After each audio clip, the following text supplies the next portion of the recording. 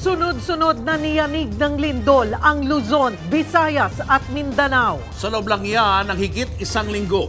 Unang napuruhan ang Cebu ng magnitude 6.9 na lindol noong September 30. 74 ang namatay doon. Hanggang ngayon, nakakaramdam pa ng aftershocks sa lugar.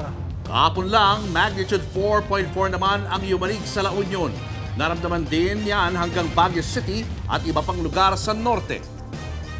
At ngayong umaga lang, may mas malakas pang pagyanig. Magnitude 7.4 na lindol ang tumama sa karagatang sakop ng Manay, Davao Oriental. May ilan nang napaulat na namatay. Ang sitwasyon sa Davao Oriental, ihatid live ni Bril Montalvo ng News 5 Mindanao maya-maya lang.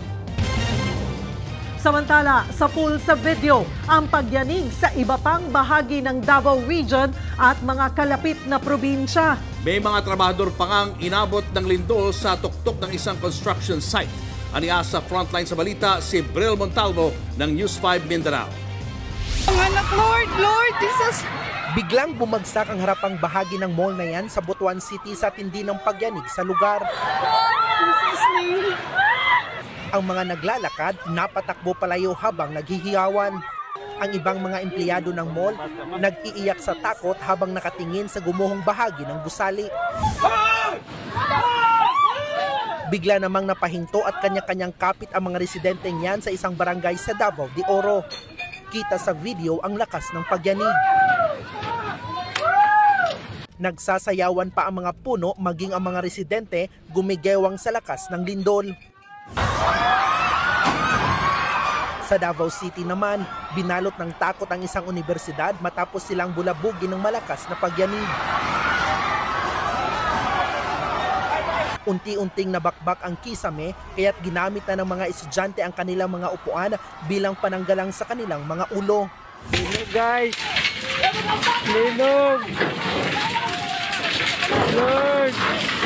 Tabang Lord! Walang nagawa kundi magdasal ang mga trabahador na to ng abutan ng lindol sa tuktok ng gusaling kanilang ginagawa sa Davao City. Nang matapos ang lindol, Salamat kay Lord! Nagyakap-yakap na lang ang mga batang yan sa tabi ng pintuan ng kanilang bahay habang nililindol sila. Ang mga lalaki nakatayo at pinoprotektahan ang mga bata. Sa lakas ng pagyanig, kita ang malakas na paggalaw ng buong bahay. Kita naman sa video na ito ang pag-alog ng pulang sasakyan na yan sa gitna ng malakas na lindol. Maya-maya pa, tumakbo na palabas ng kani-kanilang mga bahay ang mga residente. Tumama ang magnitude 7.4 na lindol sa karagatang malapit sa bayan ng Manay sa Davao Oriental kaninang umaga. Naramdaman ang pagyanig sa mga kalapit na lalawigan sa rehiyon. Buhat niya nakapagtala na rin ng mahigit 100 aftershocks ang FIVOX. Nagbabalita mula sa frontline, Bril Montalvo, News 5, Mindanao. Mga kapatid, Julius Babaw po.